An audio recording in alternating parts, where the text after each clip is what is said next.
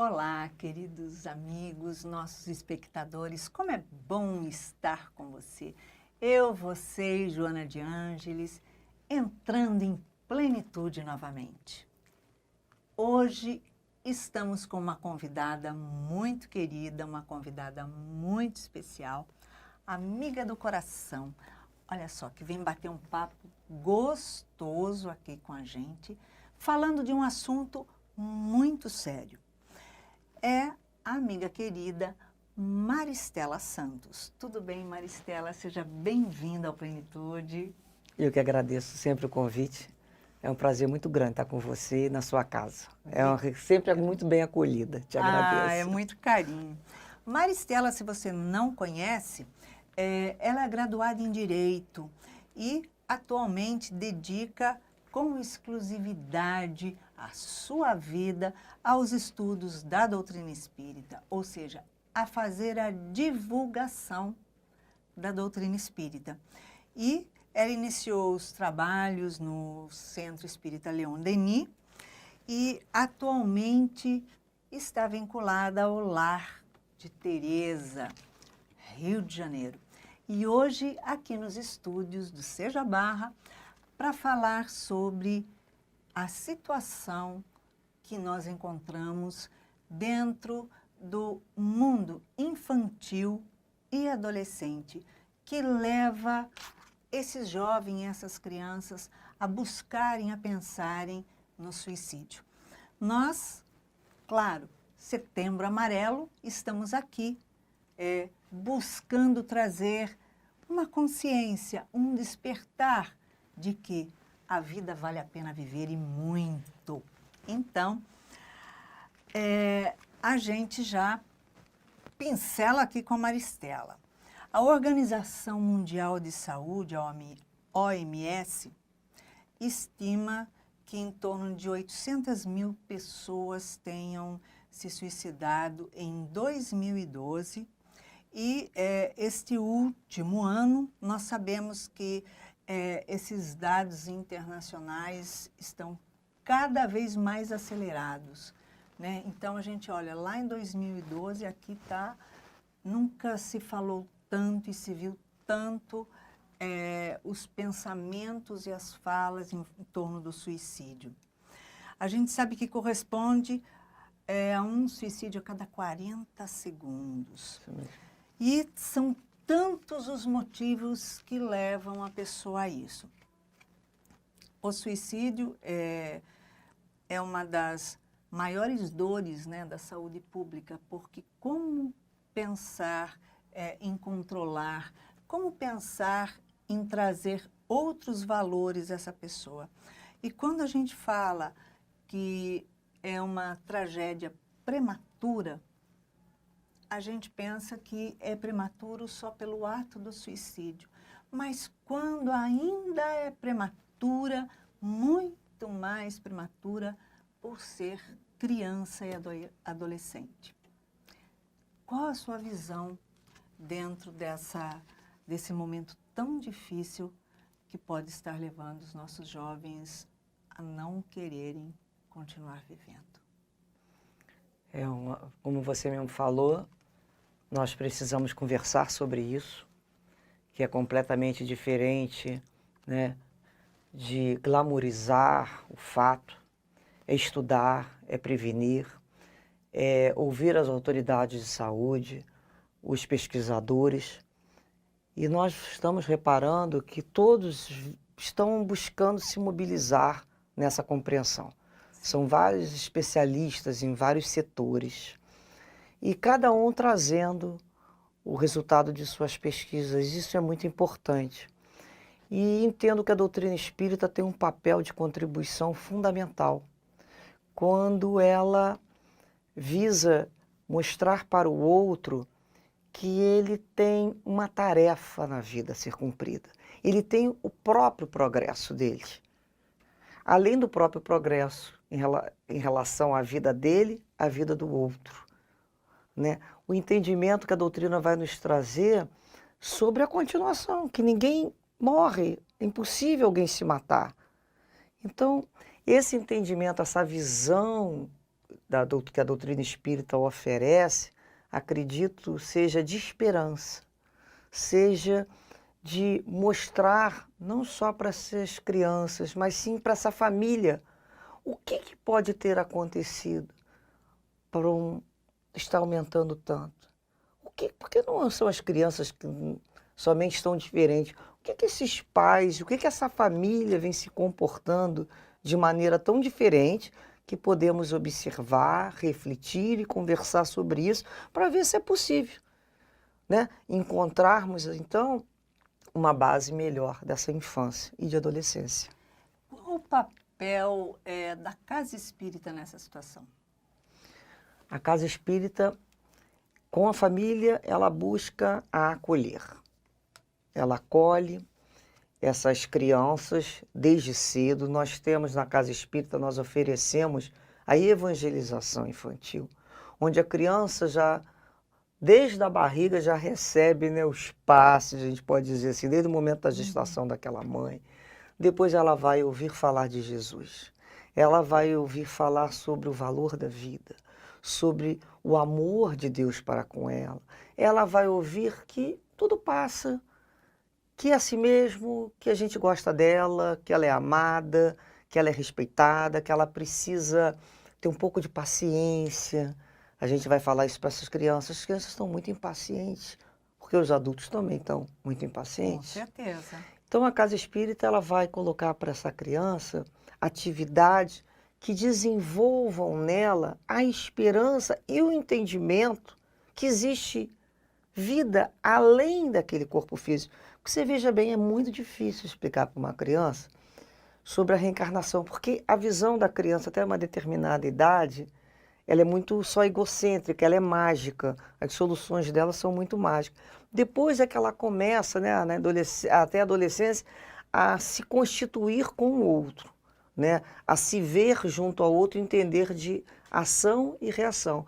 Então como é que você vai ter uma explicação para uma criança de um assunto às vezes tão abstrato como um processo reencarnatório, né? Como é que você fala isso para ela? Então muitas vezes a gente vai trabalhar a criança através da ideia do sono. Como é que ela sonha, como é que aquilo ocorre, como é que ela acorda, como é que ela volta para o próprio corpo físico. Muitas das vezes são essa situação. E além da casa espírita, esse fator direto com a criança, o estímulo para que a família desenvolva o culto no lar.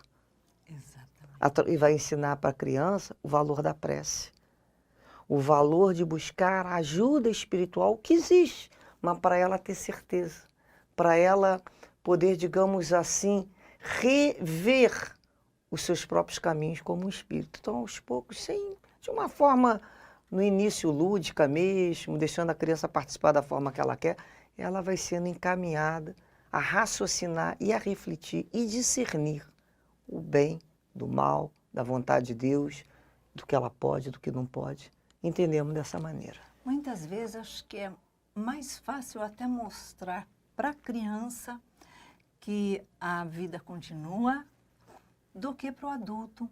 Porque como eles vivenciam de repente, aqueles amigos invisíveis, eles conversam, né? Acho que eles se identificam mais por aí. Sei lá, de repente, né? Sim, porque você está certa, porque eles estão muito mais próximos do momento anterior à questão material do corpo físico, né? Da mesma forma quando se chega numa idade, né, já bem idoso, começa a se aproximar novamente desse campo espiritual. Então a criança ela tem essa facilidade, até porque a matéria ainda não teve aquela influência sobre ela nas próprias ilusões do apego da vida, dos desejos, das conquistas materiais. Então isso para ela ainda é uma coisa assim muito mais fácil de você trabalhar e justamente por isso que a criança não chega com aquela questão tenra, bonitinha, delicadinha, para que você ajude essa formação de pensamento enquanto ela está aceitando, porque depois fica bem mais difícil. Com certeza, né? A gente pensa, você tem toda a razão, porque a gente pensa assim, o idoso aceitar um rumo novo, uma estrada nova, é difícil, porque ele quer se manter naquela. Eu sempre pensei assim, mas a criança não, ela vem ainda com tudo limpinho, calminho, né? E tá mais perto mesmo da espiritualidade, da fantasia, digamos assim, do mundinho delas, do que da materialidade que atrai, né? Maristela, olhando globalmente, as taxas de suicídio mais alta ainda são entre pessoas idosas, que antes não era assim, né? Que antes não era assim. E hoje a gente percebe isso. Então, são dois polos para a gente fazer até um comparativo. A criança, né, e o jovem, e de repente pula lá para o idoso. O que você acha que a gente pode fazer para reconhecer e modificar dentro dos frequentadores da própria doutrina, se transformarem em multiplicadores de consciência, de levar uma esperança, de levar uma modificação nesse número? Eu acho que é a conscientização da vida futura. Enquanto isso não estiver assim, bem calcado dentro da criatura, na estrutura dela, ela terá muita dificuldade em articular a própria vida e desapegar, não só da matéria, mas das próprias questões afetivas, né, das questões sociais, que às vezes a gente pensa em desapegar da matéria, de uma casa, de um carro, mas esquece que muitas vezes a gente vai desapegar de uma situação que nos foi dada no emprego, na sociedade, de amores. Isso tudo a gente vai trabalhando na vida, que veio como depositário para utilizar aquele bem divino da melhor maneira possível, mas que nada é nosso. Então, a criança e o adolescente hoje, ele está sem visão de futuro, ele não tem esperança. Não lhe foi explicado a continuação, né, da vida futura. Então, ele se sente pressionado para que em tão pouco tempo ele seja maravilhoso em tudo, porque a sociedade vem com uma pressão, se você parar para reparar, para que a gente seja ótimo em tudo. A pessoa tem que ser bonita dentro de um determinado padrão físico, ela tem que ser bem-sucedida, ela tem que ter uma família. Quer dizer, são tantos modelos, é tanta pressão. Se aquela criatura se permitir isso, ela entra numa estafa, começa a se achar incapaz, que não vai dar conta. As pessoas cobram, antigamente você cobrava no seio familiar, hoje a cobrança ela é na rede social, são cobranças, a gente fala assim, é uma neurose, está dando conta, né, que algumas pessoas se aceitam dar conta daquelas expectativas alheias, então ela não vê perspectiva de futuro, e o idoso, quando ele não tem essa noção, ele também vem com a ideia que aquilo tudo acabou. Todo aquele aprendizado vai ser perdido, que vai ser um desperdício, toda aquela vida, todos aqueles amores. Quando a gente entende, né, que a gente vai continuar, que nenhum aprendizado foi perdido, que nenhum amor pode ser sepultado, Exato. A gente já começa a olhar com um pouquinho mais de calma e pensar assim, seja feita a vontade de Deus, até onde eu puder levar. Dessa forma, né, da gente ver que está caminhando, acontecendo, onde o jovem, qualquer coisa, ele já pensa em tirar a vida. A criança de 4 anos fala sobre quero morrer, quero tirar a vida. E a gente sabe que alguns realmente concluem, né, esse fato. Você acha que ao retornar a vida nascendo, ou seja, novamente no corpo físico, ele tende a buscar essa mesma coisa por já ter cometido suicídio durante fase ainda tão tenra? Sim, porque é da lei. É da própria lei que ele retorne com a própria dificuldade que ele não deu conta e para trabalhar a sua resistência. Então ele virá com aquela vontade natural, são criaturas que a gente fala que já nascem, né? É um entristecimento, é uma melancolia, uma tendência à depressão. Isso na realidade é o espírito que já traz dentro de si um próprio arrependimento.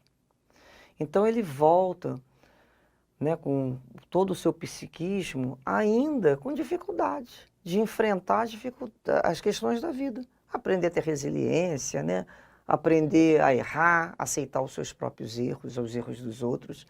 Então ele passará pelaquela experiência e para aqueles momentos que ele terá vontade, sim, ele terá vontade de dar fim à vida dele. E a gente repara que houve um aumento muito grande de doenças mentais, né, que precisam ser tratadas. Um percentual de jovens, de crianças com depressão. Tá avassalador, né? Então os pais precisam também buscar os médicos. Então, entender, né? nós temos hoje em dia medicamentos modernos. Ah, mas os efeitos. Bem, o efeito, tudo tem um efeito. Tudo em demasia tem um efeito, mas vai ter como pai e mãe, naquele momento, decidir que tipo de efeito menos negativo para o filho vai ter.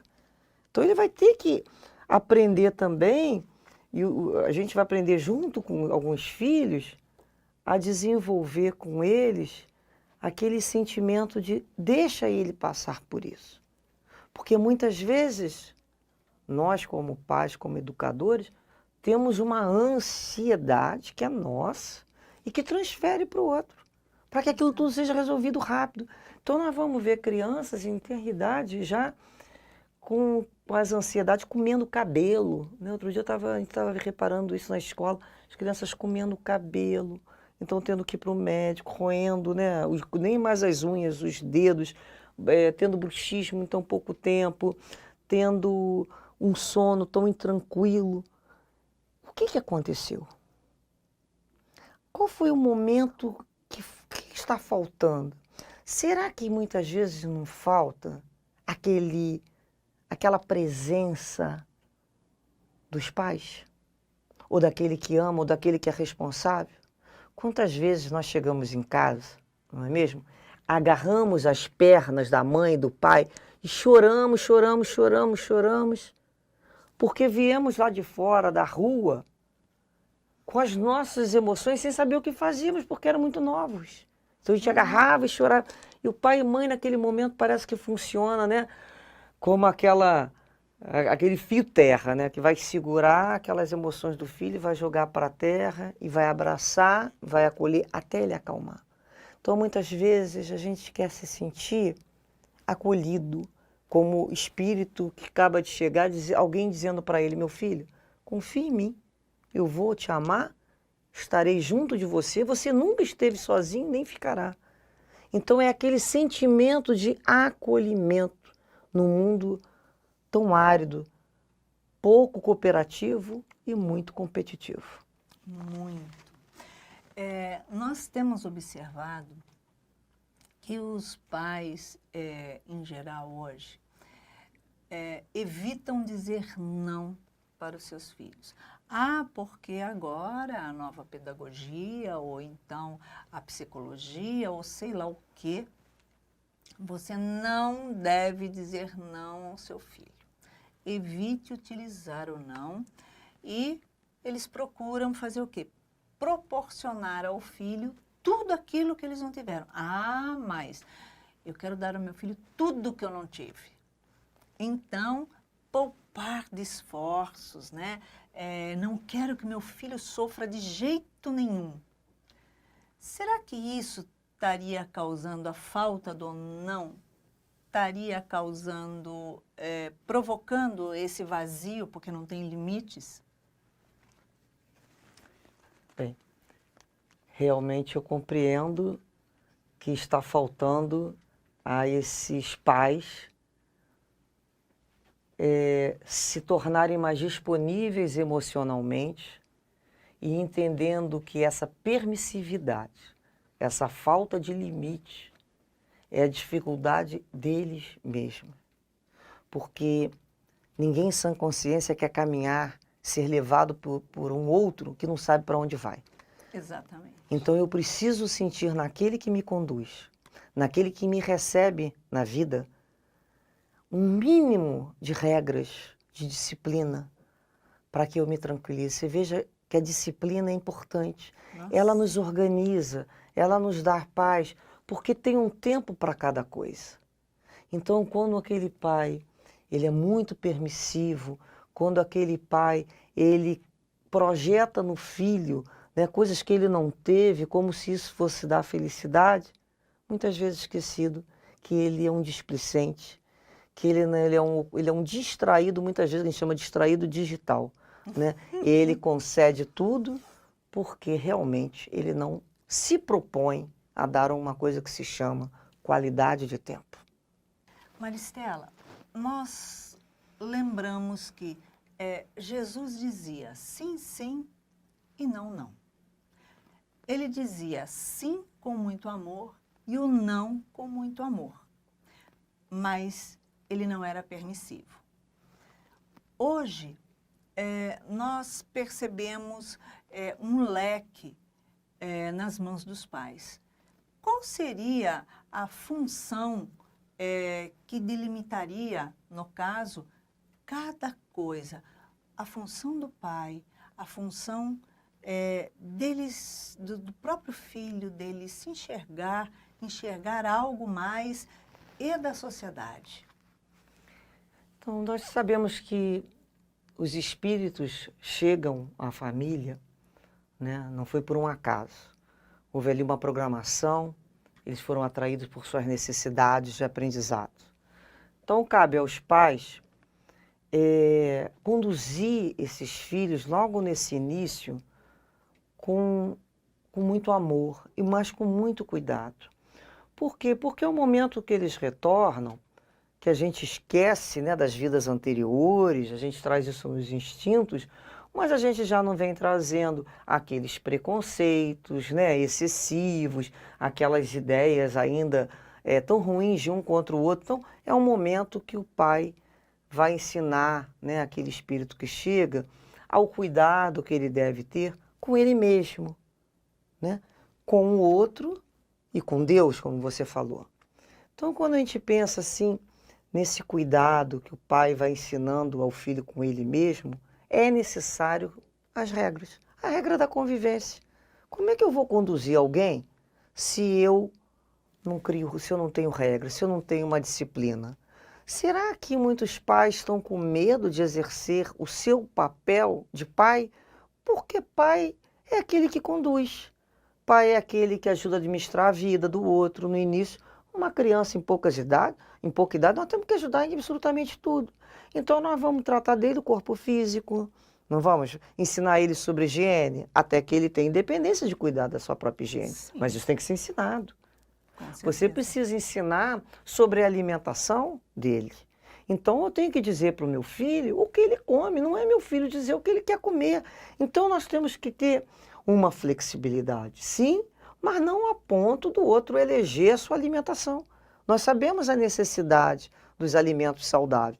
Por que não falar para um filho, olha, tudo bem, você tem direito a escolher aí 3 coisas na vida que você não gosta de comer. Então o restante você tem que experimentar, mas pelo menos você tem que experimentar. Você tem que cheirar, tem que manusear. Para isso às vezes é importante trazer o filho, né, para cozinhar com a gente um pouco. Muitas pessoas, muitos pais estão abandonando a cozinha e abandonaram e agora estão sentindo a necessidade de retornar, a desembalar menos e descascar mais, como se diz, não é? Nós precisamos retornar, ensinar a criança a uma fruta, ao legume, porque um pai que não tem esse bom hábito, como é que ele vai ensinar? Ele não é o exemplo. Uhum. Então o pai também vai falar com o filho sobre as responsabilidades que ele passa a ter com a própria casa, com o corpo dele, a questão da higiene, a roupa, ele tem que guardar, os brinquedos. Ele já vai aprendendo lá com uma determinada idade a separar a roupa suja, o local da roupa suja, a guardar, ajudar a fazer alguma coisa que ele possa fazer na casa para se sentir ali como companheiro, como pertencente àquele grupo familiar. Então nós vamos ensinar ao filho algumas atividades, né, a importância da natureza, mas tudo que se ensina ao filho é observar, a perceber. Isso tudo muito no início de forma lúdica, de brincadeira. Você conta uma história, ele deve dar continuidade. E a gente pode brincar com o filho, eu costumo dizer, de causa e consequência. Então a gente começa uma história causa, né, lá uma causa e fala assim, agora continua essa história aí. Então, no que ele vai continuando, a gente vai percebendo como é que aquele espírito conduz. Mas com essa certeza que, independente da idade que ele tenha, ele é um espírito imortal, que ele não é um bebezinho somente, ele não é um anjinho. Ele é um espírito que veio aos meus cuidados para que eu perceba a necessidade dele e o ajude nesse momento de necessidade. E que não faça de conta, ele não tem nada, ele é perfeito, ele é... Porque não somos. Todo mundo é espírito, tem um filho que é espírito de luz, né? Só o do vizinho, que é o de porco. É por aí mesmo. Do vizinho a gente olha a falta de educação, mas no nosso não. Nossa, é uma perfeição, é isso aí. Como faz falta, né? Ensinar o filho na sociedade coisas básicas como olá, bom dia, por favor. Nossa. O que aconteceu? Será que eles não se sentiram de uma certa maneira, né, donos de um mundo do qual eles não fizeram nada para receber? Por que essa gratificação dono, imediata pra para fazer o construir? que quer e não reparar o outro? Eles passam por cima do outro, da própria família, sem algumas palavras necessárias de reconhecimento. É quando você tem palavras sociais, quando você reconhece o outro na sociedade de igual direitos ao teu. Então, olha a Sim. importância do pai falar sobre os direitos que ele possui, os deveres que ele tem, o respeito que ele deve àquela família, ao pai, à mãe, aos avós, aos familiares, a fraternidade no sentido de ser mais solícito. Então ninguém precisa estar ali morrendo para ele ser chamado, não. Ele tem que começar a perceber a necessidade do outro. Isso é uma família fraterna, que desenvolve naquela criança esse tipo de habilidade. Mexer, né, com o imo. A gente sabe que o uso crescente de celular, computador, enfim, está sendo cada vez maior e uma dependência cada vez maior também, né? Isso acaba, de uma certa forma, afastando a criança, o jovem, do convívio familiar, porque o convívio dele passa a ser virtual, né? Sabemos que existem jogos eletrônicos que levam à mutilação, que levam ao suicídio, que são extremamente prejudiciais. Como os pais e até essas instituições educativas, né, instituições de ensino, devem atuar com a criança e o jovem para que não se envolvam nessas programações, nessas situações onde ensina destruição. E nós sabemos que a internet já é considerado o segundo meio de comunicação. Isso é inegável. Nós sabemos dos prejuízos que estão advindo, mas não temos como dizer, vamos proibir as redes sociais, isso é impossível. Isso, eles chegaram realmente para ficar, essa tecnologia. São espaços que passaram a ser utilizados de uma forma negativa. Então tem lá os espaços virtuais que ensinam a cometer o suicídio, existe música de suicídio, existem séries na TV que falam e glamorizam o suicídio. Bem, antigamente o filho ia para o quarto, a gente achava que ele estava protegido. Não é? Hoje ele entra dentro da tela do computador para o mundo. Ele não sabe ou não consegue perceber, a gente também não, quem está do outro lado. Então nós vamos ver esses fóruns debatendo sobre suicídio. E a gente percebe que, na realidade, os pais que são os administradores desses aparelhos. Espera aí, a criança não compra aparelho, não paga conta.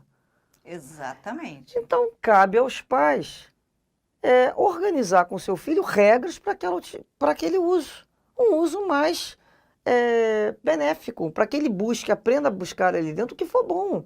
Então, tem que se conversar com o filho, mas não adianta você proibir, você tem que criar limitações de horário, você tem que ter o prazer de jantar sem o uso de nenhuma tecnologia.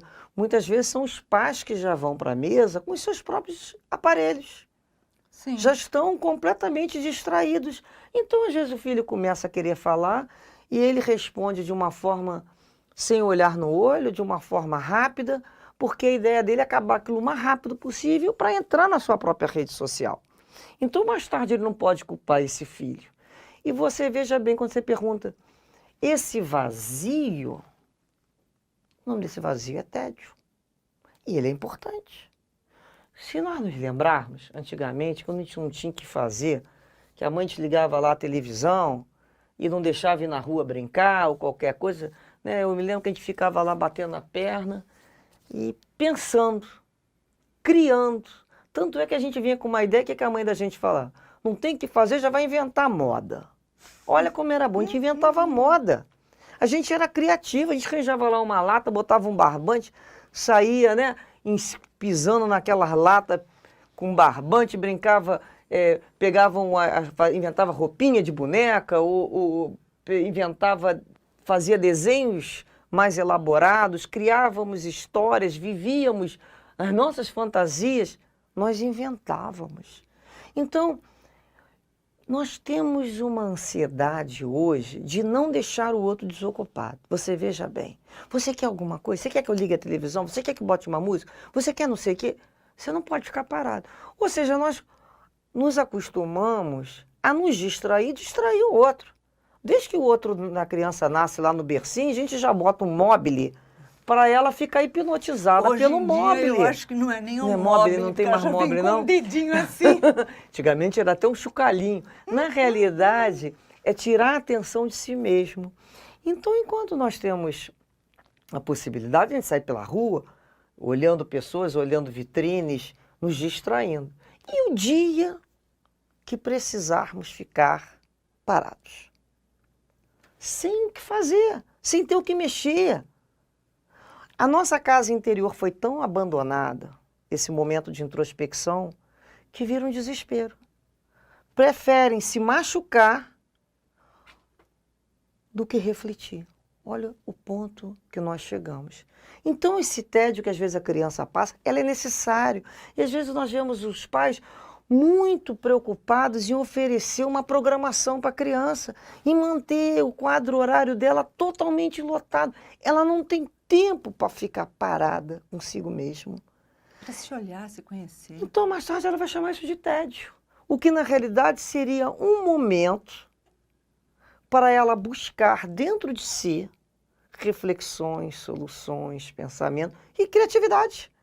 Como criança, criatividade. Soluções criativas, ela vem com umas histórias. E a gente fica pensando assim, como nós adultos transferimos para essa criança o medo de encontrarmos com nós mesmos. Exatamente. Por isso a distração. Por isso essa sensação de vazio. Não existe o vazio. Existe um local que poucos sabem percorrer, talvez. Porque também não foram ensinados. Exatamente. Antigamente existia aquela expressão assim, senta ali e vai pensar na cadeirinha do pensamento. Lembra disso? Vai pensar no que você fez. Vai refletir. Não, agora você vai ficar sentado ali pensando. Olha, eu acho que talvez muitas vezes a gente tenha pensado algumas coisas e eu trazido coisas novas. Mas era o momento da gente sentir que precisa de um tempo para pensar, para refletir. Que cada nosso ato tem uma consequência. Exato. Maristela, a gente vê as casas espíritas com adultos e muito idosos. Evangelização, eu tenho viajado muito por aí e visto assim, reduzidas. Quando não, casas que nem sequer espíritas têm evangelização.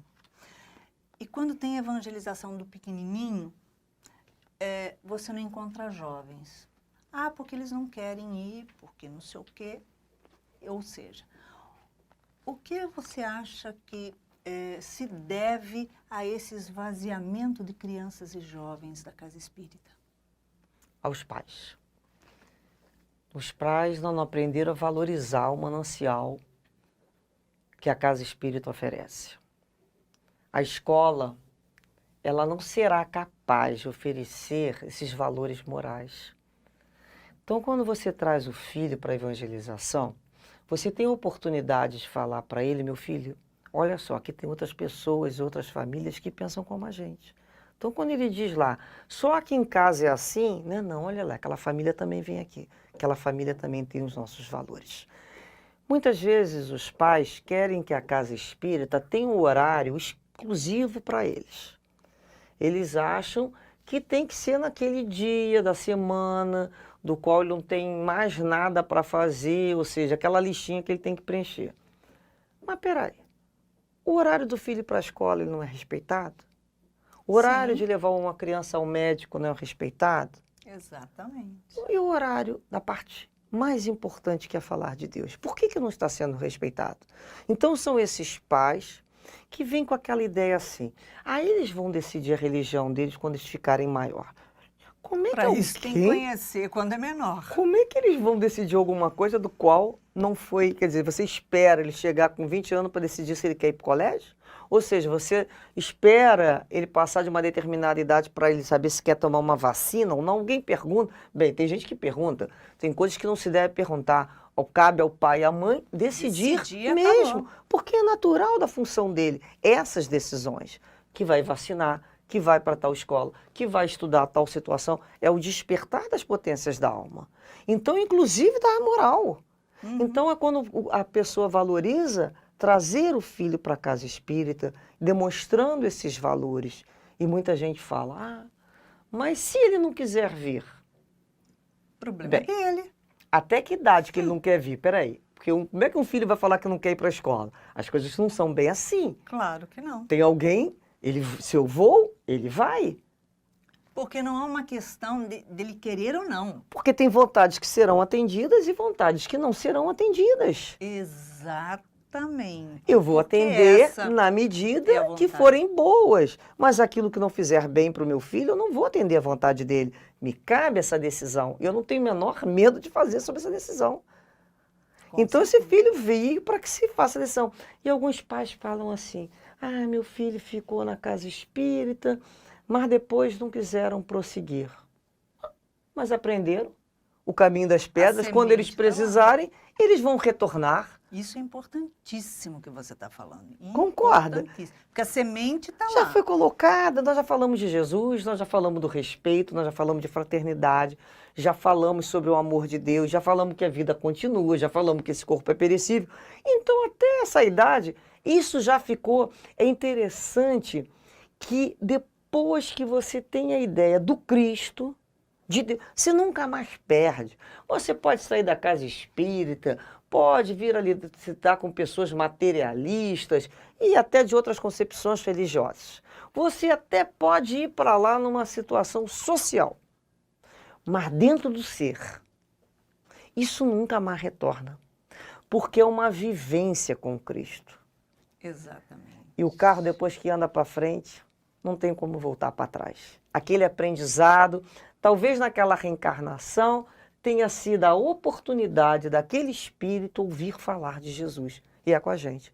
Quantos nos chegam espíritos inteligentíssimos, com desenvolvimento na área intelectual, com dificuldades e carências na área moral, e que somente nos atendem por ser crianças. Então a gente leva ele para a casa espírita, para a evangelização, é a oportunidade que ele terá de ouvir falar de Jesus. A gente fala, mas adiantou para quê? Pensemos na eternidade, pensemos no futuro. Aquilo já foi plantado.